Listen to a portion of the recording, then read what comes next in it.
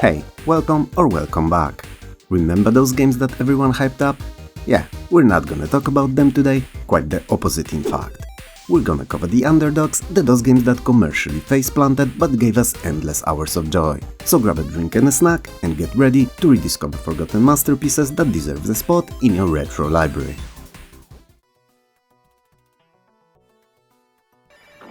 First up, we have the one and only System Shock. Released in 1994, this groundbreaking action RPG plunged you into the Citadel Station, a futuristic space station overrun by a rogue AI named Shodan. You're a sole survivor, a hacker who awakens from a coma to find the station in chaos, with mutated crew members and killer robots lurking around every corner. So you know, some of us call it a Sunday morning.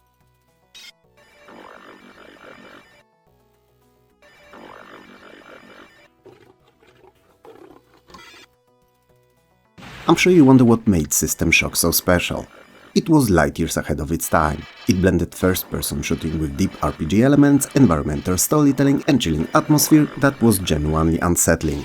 It was a shooter and adventure and horror all rolled into one. The non-linear level design and Shodan's truly iconic villainy created an experience unlike anything else. It wasn't just about shooting, it was about surviving, exploring and unraveling a terrifying mystery.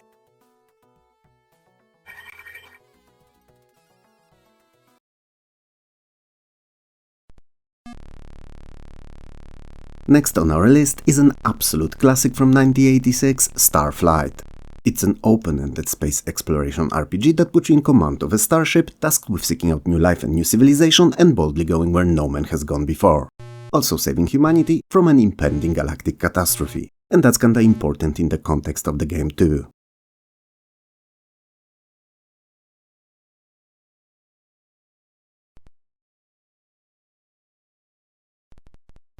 So why was Starflight so cool despite the low sales? Well, it offered an unprecedented freedom.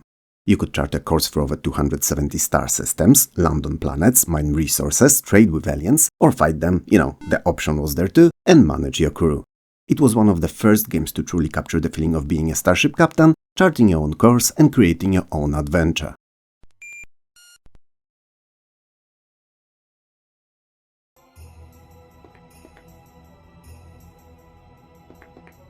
Oh, Ultima Pagan? This one, I tell you, this one was a bit controversial. Or a lot, as it was considered a black sheep of the series. Sorta, cause if you think about it and don't compare it to what came before, it's not that bad.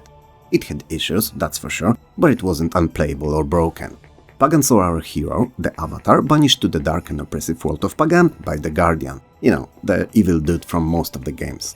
In Pagan, the magic is controlled by powerful elemental titans, and Avatar must navigate political intrigue and dangerous landscapes to find a way home.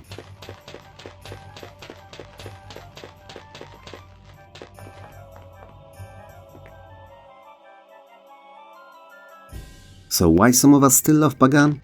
Well, it was a huge departure from previous Ultima games with its action-oriented gameplay. It offered a dark, mature narrative and a truly atmospheric world.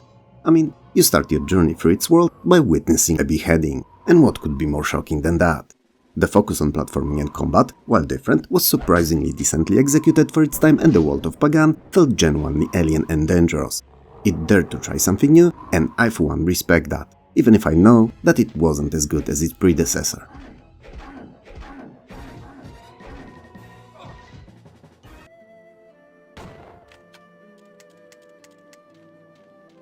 Time for a western showdown with LucasArts' 1997's Outlaws.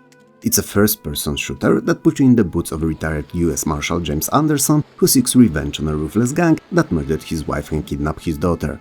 And if there's one thing you don't do to a man, it's steal his salty, tasty bacon. Well, killing his wife and kidnapping his kid is the close second. Definitely close enough to warrant a revenge.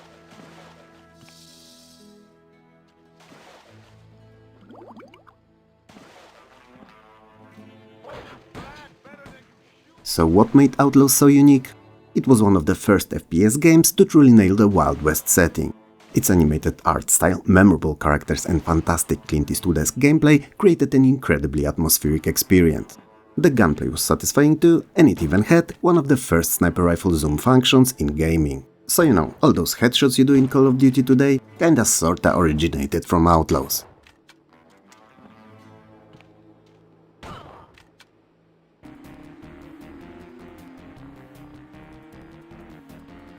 review engines for Fatal Racing, also known as Whiplash. It also inspired 2014's cinematic masterpiece with J.K. Simmons by the same name. Whiplash, not Fatal Racing. Only not really and not at all, they're totally unrelated. Anyway, Fatal Racing is a high-octane combat racer from 1995. You race on gravity-defying tracks, all the while trying to blow up your opponents to smithereens.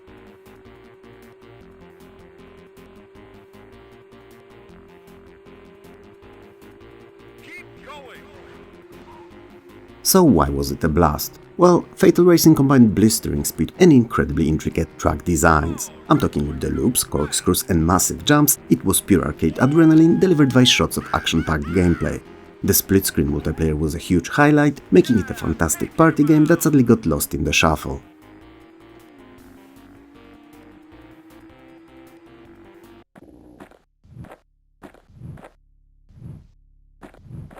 Next up, we delve into a uniquely creepy world of Ecstatica. Here you play as traveler who stumbles upon a remote medieval village plagued by demonic forces. The villagers are terrified and grotesque, almost comical creatures roam the streets causing mayhem.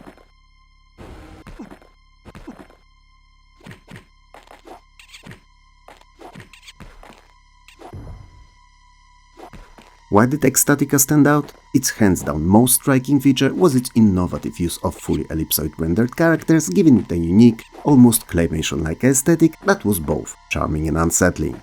It was a true survival horror pioneer, focusing on exploration, puzzle-solving, and a pervasive sense of dread. There was nothing else that looked or felt quite like it, and other than its sequel that released soon after, there's still nothing like it to this day.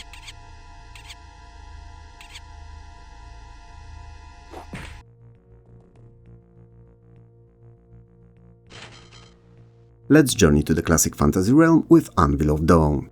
You play as one of 5 heroes chosen to stop an evil warlord from plunging the land into eternal darkness, embarking on a quest through dungeons, forests and fortresses. Also, killing monsters and enemies, and a lot of them, which you know, is always fun.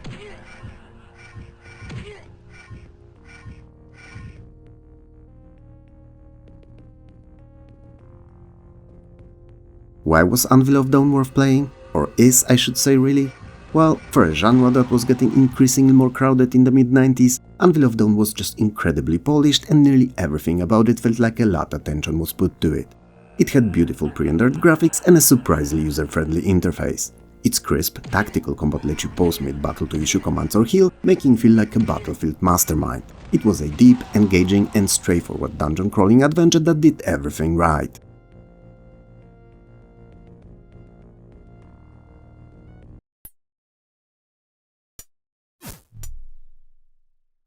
Prepare for one-of-a-kind blend of history and fantasy with Darklands.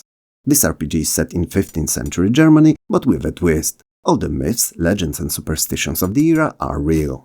You assemble a party to battle witches, demons and goblins, all while navigating a historically accurate but magically infused world. I feel like I talk about Darklands often, but I don't care, it's great, and I will talk about it as often as it's necessary for you to give it a try.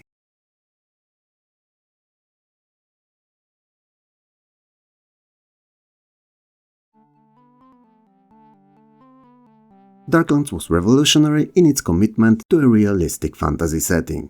It had an incredibly detailed character creation based on skills rather than classes, a unique alchemy system, and a non-linear open world that encouraged exploration. It felt like playing a historical textbook that suddenly became a terrifying magical adventure that you just couldn't put down.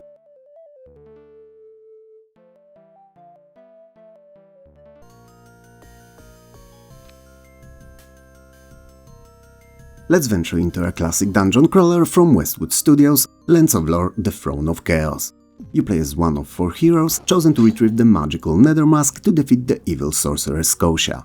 Oh, and Captain Jean-Luc Picard, so Patrick Stewart, voices King Richard of Gladstone, which is always a plus, in a movie, in TV series and in video games alike.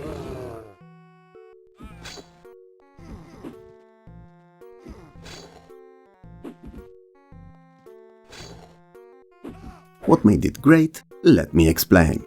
Lands of Lore boasted stunning VGA graphics, fantastic voice acting and a user-friendly interface that made it more accessible than its peers like Dungeon Master. It featured real-time combat, engaging puzzles and memorable cast of characters.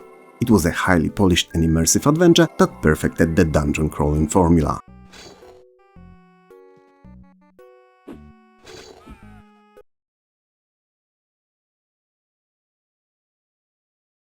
Dive into a cyberpunk nightmare with Bloodnet, a truly unique, dark and futuristic RPG. You play as Ransom Stark, a man who gets bitten by a vampire in near-future Manhattan.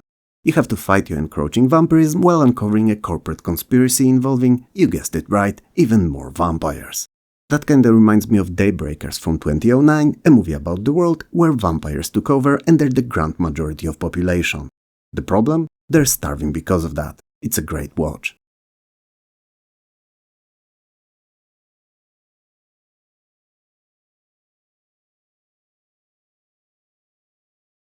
Bloodnet's blend of high-tech cyberpunk and gothic horror was just wild. It had a deep story, complex dialogue and a time limit mechanic where you had to feed or you'd lose control. It was ambitious, clunky and utterly unforgettable for its sheer creativity.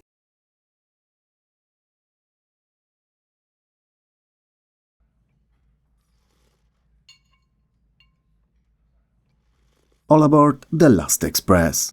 It's a true work of art from Jordan Mechner, the creator of Prince of Persia. It's set on the Orient Express in 1914, just before the World War I, and you play an American doctor who gets caught up in a web of intrigue, betrayal and murder, and also has to prove his own innocence, as somehow he found himself entangled in it all.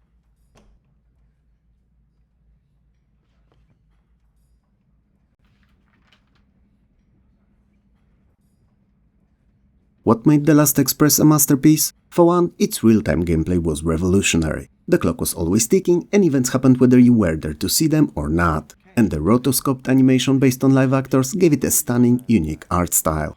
It felt less like a game and more like an interactive animated movie you were a part of.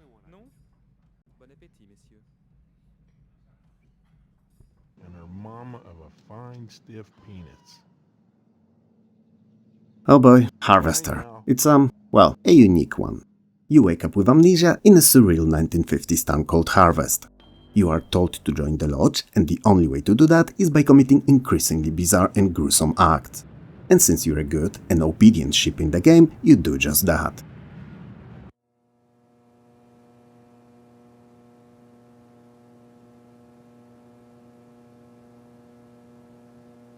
Harvester was a full-motion video point-and-click that was a satirical, incredibly dark and often hilarious take on violence and American society. It was controversial, weird and utterly one of a kind.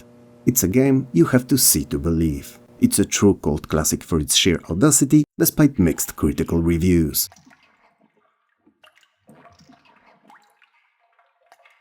And that's it, a bunch of games that the market forgot, but we didn't. These titles prove that sales numbers aren't everything and that a game's true value lies in the unique, fun and memorable experiences that it offers. Which of these titles you like the most? Let me know in the comments below. Also, make sure to like, subscribe and hit that bell, as I've got a follow-up to this video in the works already. Thanks a lot for watching, take care of yourself and I'll talk to you soon.